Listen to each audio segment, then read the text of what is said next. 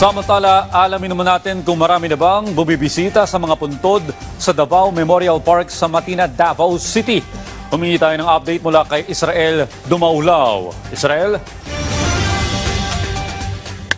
Audrey, isang araw bago ang Undas 2025, mangilan-ngilan na ang mga bumisita sa kanilang mahal sa buhay na pumanaw na at dito nakalibing sa isang pribadong sementeryo sa Matina, Davao City.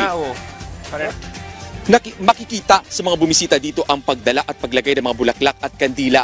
At meron ding nagsuot ang kanilang Halloween costume sa pagbisita ng kanilang mahal sa buhay na pumanaw na. Pagpasok pa lamang dito, makikita na mga tent ng mga otoridad na nakabantay sa entrance sa mismong sementeryo at nagruronda para masiguro ang kaligtasan ng mga bibisita sa sementeryo.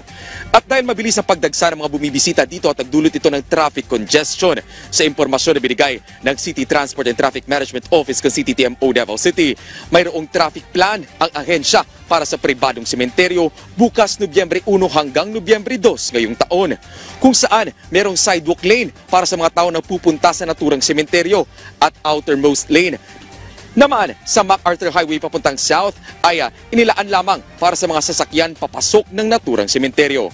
Samantala, para naman sa mga vendors ay pinapwesto sa tapat ng sementeryo. Lahat din ng mga public utility bus mula Maa Road ay maaaring dumaan sa MacArthur Highway, Sandawa at Quimpo Boulevard. No entry din ang lahat ng mga trucks mula north hanggang south pero maaaring dumaan sa Carlos P. Garcia at Quimpo Boulevard.